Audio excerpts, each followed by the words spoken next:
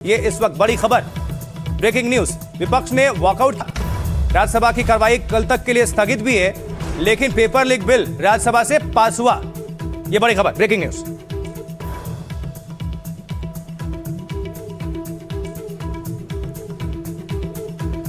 तो दोनों सदनों से पेपर लीक बिल जो है वो पास हुआ। आगे बढ़ते हैं अब बिहार की खबर, क्योंकि पटना के बांकीपुर विधानसभा की सीट नितिन नवीन के राज्यसभा जाने के बाद खाली हुई थी। अब इस पर पीके यानी प्रशांत किशोर ने ताल ठोकी है और मतदान के दौरान उनके समर्थकों और भारतीय जनता पार्टी के समर्थकों में लगातार तनातनी रही।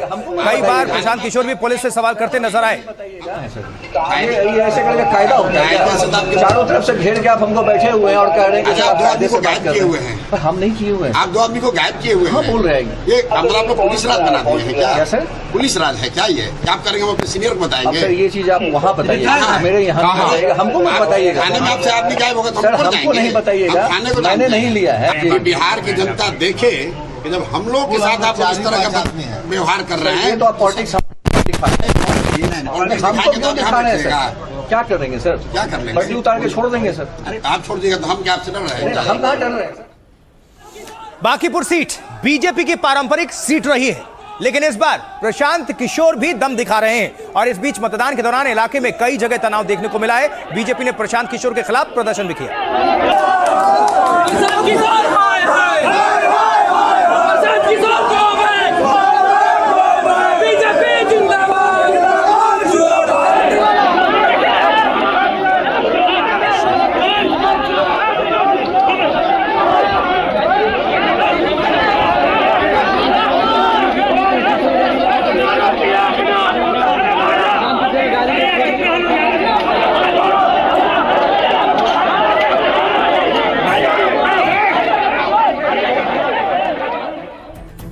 ये तो बिहार की हम बात कर रहे थे, लेकिन उधर मध्य प्रदेश दतिया उपचुनाव में भी वोटिंग हुई है। नतीजे 3 अगस्त को आएंगे। आइए जरा जल्दी से देख लेते हैं कहां कितना मतदान हुआ है। मध्य प्रदेश के साथ साथ बिहार की भी बात करेंगे। तो बांकीपुर बिहार में 34.30% मतदान हुआ, वोट कास्ट हुआ। कुल 26 उम्मीदवार मैदान में है। 1990 से इस सीट पर भारतीय जनता पार्टी का लगातार कब्जा है, हारी नहीं। उसके बाद प्रशांत किशोर पहली बार चुनावी मैदान में ताल ठोक रहे हैं। नितिन नवीन भारतीय जनता पार्टी के अध्यक्ष जो हैं वो राज्यसभा चले गए। राज्यसभा जाने के बाद यह सीट खाली हुई। अब प्रमुख उम्मीदवार कौन कौन है? बीजेपी की तरफ से नीरज सिन्हा है, जन स्वराज पार्टी की तरफ से उनके फाउंडर खुद पीके यानी प्रशांत किशोर हैं, और आरजेडी की तरफ से रेखा गुप्ता है चुनावी मैदान में। लेकिन उधर मध्य प्रदेश दतिया की अब बात कर लेते हैं। तो करीब यहां पर बंपर वोटिंग हुई है। 71.44% मतदान हुआ है दतिया में। यह मध्य प्रदेश के पूर्व गृह मंत्री नरोत्तम मिश्रा की सीट रही है। 2023 में नरोत्तम मिश्रा चुनाव हार गए थे। इस बार बीजेपी ने टिकट नहीं दिया उन्हें। कांग्रेस विधायक राजेंद्र भारती की अयोग्यता के बाद खाली हुई थी यह सीट। प्रमुख उम्मीदवार कौन कौन है? तो बीजेपी की तरफ से आशुतोष तिवारी हैं, कांग्रेस की तरफ से घनश्याम सिंह हैं। चुनावी ताल ठोक रहे हैं। आइए सुनते हैं अब बांकीपुर और दतिया को लेकर किसके क्या क्या अपने अपने दावे। प्रयास यहाँ के जो लोग हैं पुलिस प्रशासन का इस्तेमाल कर रहे हैं, लेकिन जनता उससे डरने वाली नहीं है। अगर जनता पर लाठी चलाइएगा, जनता को अरेस्ट कीजिएगा, उनको इंटिमिडेट कीजिएगा, तो अल्टीमेटली और आपके खिलाफ ज्यादा वोट पड़ेगा। कोई नहीं बचा सकता। कोई चुनौती नहीं। प्रशांत किशोर पिछले विधानसभा के आम चुनाव में भी बहुत तीर मार रहे थे। इस बार भी कोई उनकी संभावना और उम्मीद नहीं है। वो मुंगेरी लाल का हसीन सपना देखते रहते हैं।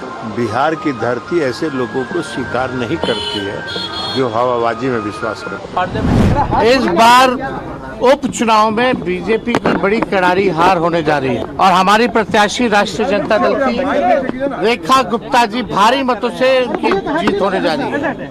और 3 तारीख को जब नतीजा आएगा तो आप देखिएगा कि बांकीपुर से पूरे मुल्क में, पूरे देश में ये संदेश जाएगा जो राष्ट्रीय अध्यक्ष भाजपा की जो सीट जो है वहाँ से बीजेपी को हार का सामना करना पड़ेगा। कोई भी चुनाव आसान नहीं होता और ये ऐसा कहना कि नहीं कोई चुनौती ही नहीं है और हम लोग एकदम बहुत ही कंफर्टेबल पोजीशन में है, ये गलत है। लेकिन हाँ, बांकीपुर विधानसभा में जो जीत है वो 100% एनडीए की होने वाली है। कह सकते हैं पॉजिटिव फाइट नहीं होगा, एक अच्छी लड़ाई नहीं होगी, लोकतंत्र के अधिकार के लिए विकास की बात नहीं होगी।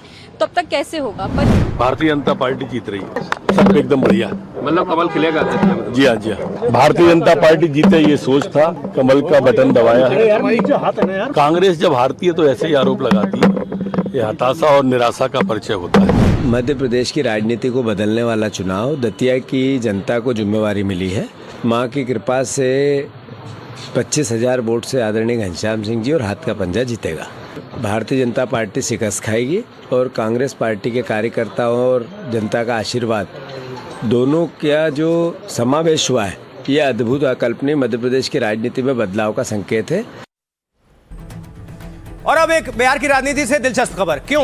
क्योंकि उपेंद्र कुशवाहा के बेटे जो हैं दीपक प्रकाश, वो नीतीश कुमार के साथ भी मंत्री थे और अब भी सम्राट चौधरी के साथ भी हैं, लेकिन वो ना तो विधानसभा के सदस्य हैं और ना ही विधान परिषद के। तो अब सुप्रीम कोर्ट ने इस पर सरकार से सवाल पूछ लिया है।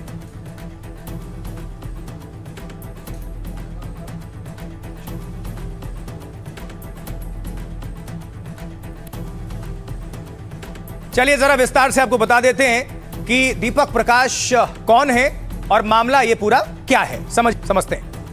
देखिए, दीपक प्रकाश बिहार सरकार में पंचायती राज मंत्री हैं। वो राष्ट्रीय लोक मोर्चा के अध्यक्ष उपेंद्र कुशवाहा के बेटे हैं, लेकिन वो ना तो विधानसभा के सदस्य हैं और ना ही विधान परिषद के। नियम कहता है कि मंत्री जी को 6 महीने के भीतर विधायक होना जरूरी है। अब सुप्रीम कोर्ट ने उनको लेकर बिहार सरकार से सवाल पूछा है। कोर्ट ने पूछा है कि राज्य सरकार को यह बताना होगा कि यह कैसे हुआ। बिना विधायक बने कोई 6 महीने से ज्यादा मंत्री कैसे रह सकता है? सुप्रीम कोर्ट दीपक प्रकाश की नियुक्ति पर दाखिल पीआईएल पर सुनवाई कर रहा था। सुप्रीम कोर्ट में 1 महीने पहले भी जनहित याचिका पर सुनवाई हुई थी। तब दीपक प्रकाश बिहार सरकार और चुनाव आयोग को नोटिस भेजा गया।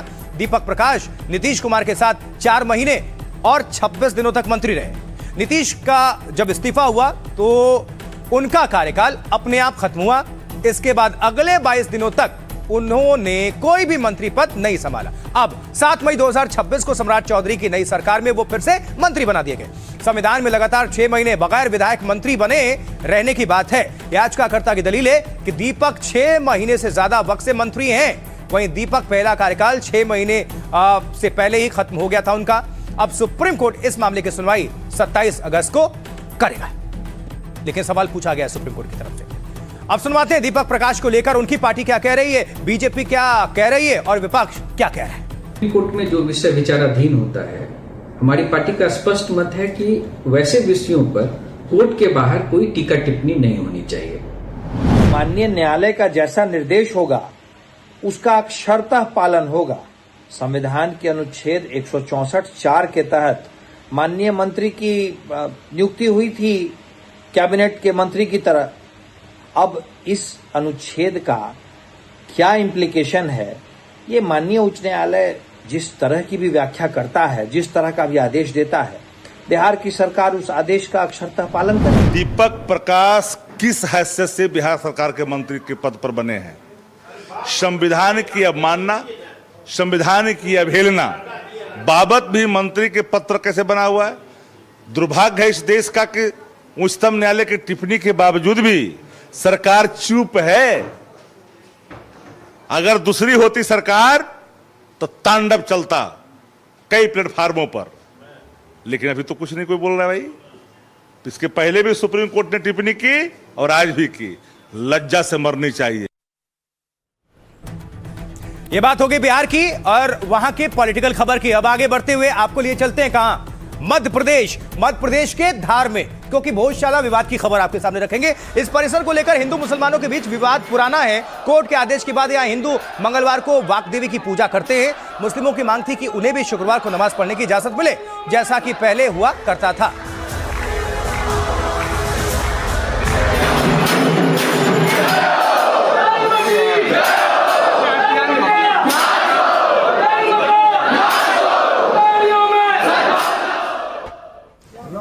तो अब सुप्रीम कोर्ट ने परिसर से सटी दरगाह की जमीन पर मुसलमानों को नमाज की इजाजत दे दी है। ये जमीन जो आप देख रहे हैं, देखिए इसे, ये वही जमीन है जो विवादित परिसर से सटी है और जहां नमाज अदा की जाएगी।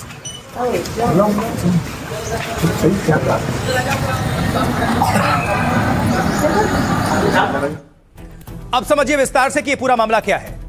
तो धार के बहुचर्चित गौशाला मामले में सुप्रीम कोर्ट से बड़ा फैसला आया।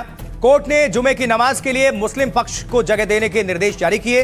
दरगाह की भूमि के रूप में चिन्हित ये जगह भोजशाला के बिल्कुल बगल में सटी हुई जमीन है। कोर्ट ने कहा शुक्रवार को दोपहर 1 से 3 तक नमाज की अनुमति दी जा सकती है। यहां पर कोर्ट के अनुसार विवादित परिसर से सटी ये जगह नमाज के लिए उपयुक्त है।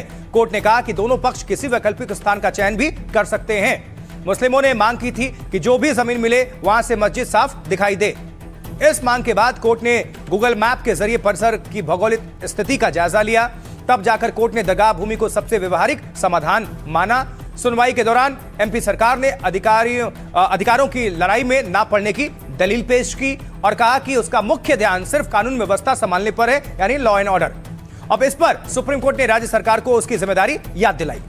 कोर्ट ने कहा कि धार्मिक अधिकारों की रक्षा करना भी राज्य का दायित्व है, कर्तव्य है। कोर्ट ने कहा धार्मिक अधिकारों की रक्षा करना राज्य का दायित्व है, ये आपको हमने बता दिया।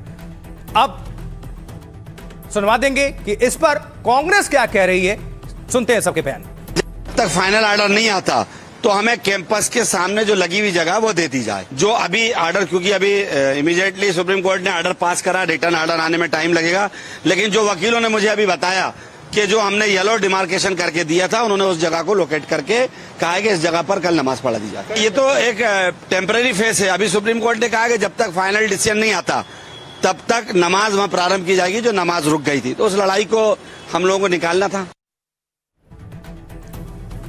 आगे बढ़ते हुए अब बात सावन के पवित्र महीने की। जी हां, तो सावन महीने की शुरुआत हो चुकी है और हर तरफ बोल बम का नारा, जयकारा ही सुनने को मिल रहा है। देखते हैं कुछ तस्वीरें कांवड़ियों की भी। अब सबसे पहले आपको काशी विश्वनाथ के दरबार में लिए चलते हैं, जहां मुख्यमंत्री योगी आदित्यनाथ ने महादेव की पूजा अर्चना की है। सुनिए जरा मंत्रोच्चार।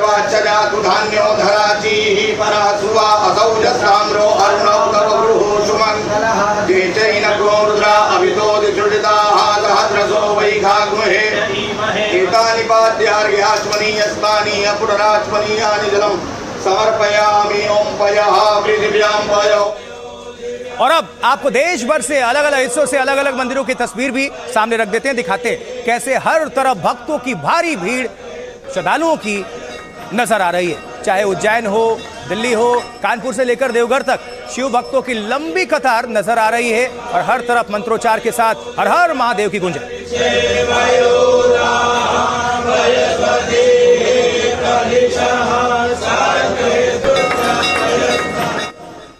और आज से इसी के साथ कांवड़ यात्रा भी शुरू हो चुकी है। लग्जरी स्पोर्ट्स कार में भी शिव की कांवड़ निकली है। जरा ये देखिए तस्वीर।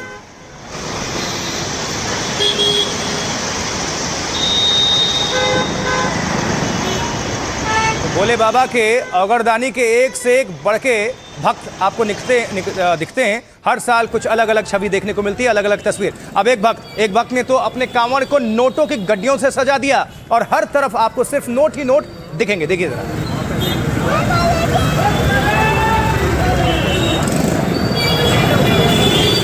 और इसके लिए लेकिन सुरक्षा व्यवस्था भी चाक चौबंद है।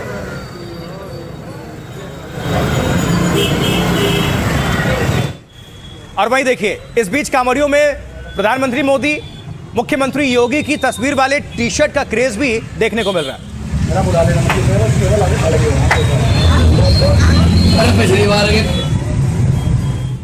तो उत्तर प्रदेश में इस वक्त सुरक्षा व्यवस्था चाक चौबंद है। कांवड़ के मद्देनजर हापुड़ में तो कांवड़ मार्ग की ड्रोन से मॉनिटरिंग की जा रही है।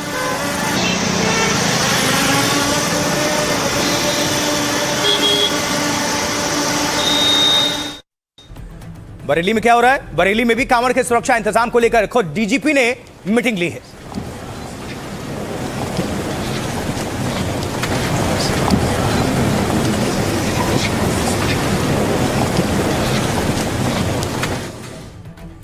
और आगे बढ़ते हुए आपको बता देते हैं कि कांवड़ यात्रा को लेकर किस तरह के इंतजाम किए गए हैं। नजर डालिए। देखिए, आज सावन का पहला दिन है और इसी के साथ कांवड़ यात्रा शुरू हो चुकी है। इस बीच शिव भक्तों के लिए कांवड़ मार्ग पर चाक चौबंद व्यवस्था है। पश्चिमी उत्तर प्रदेश, दिल्ली से लेकर उत्तराखंड तक 40,000 पुलिस कर्मियों की तैनाती है। दिल्ली में कांवड़ यात्रा के लिए 6,000 से ज्यादा पुलिस वाले तैनात हैं। इस वक्त दिल्ली में कांवड़ रूट को 12 सुपर जोन्स, 33 जोन्स और 120 सेक्टर्स में बांटा गया है।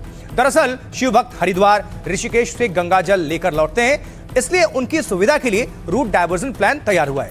दिल्ली मेरठ एक्सप्रेसवे का एक हिस्सा अगले 5 दिनों के लिए बंद रहेगा। दिल्ली यूपी बॉर्डर तक जगह जगह कांवड़ियों के लिए कैंप्स लगाए गए हैं। घाटों और नहरों पर सुरक्षा के लिए जल पुलिस, एसडीआरएफ की टीमें तैनात हैं। इसके साथ ही कांवड़ के तय रूट पर शराब दुकानें, नॉनवेज होटल्स पूरी तरह से बंद हैं। कांवड़ियों के लिए भी सख्त गाइडलाइंस जारी किए गए हैं। शिविर और वाहनों पर तेज आवाज में डीजे और भड़काऊ गानों पर बैन है। कांवड़ की गाड़ियों में भाला, तलवार या धारदार हथियार ले जाने पर रोक है। 4 से 12 अगस्त के बीच दिल्ली हरिद्वार हाईवे पर भी भारी वाहनों की एंट्री बंद रहेगी। और अब आपको सुनवाएंगे पुलिस अधिकारी और कांवड़िए क्या कुछ कह रहे हैं, सुनिए जरा।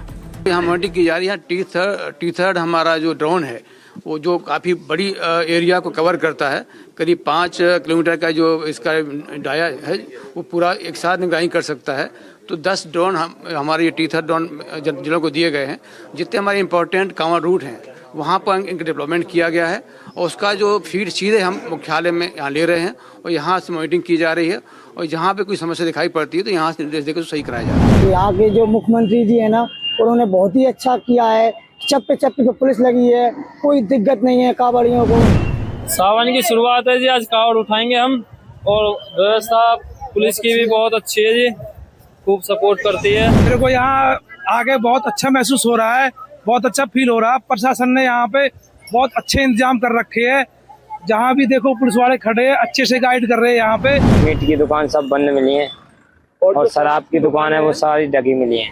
ढकी हुई है? हाँ सर, चप्पे चप्पे पर पुलिस है, बढ़िया है, रास्ता सही है। शराब की दुकान ढकी हुई है।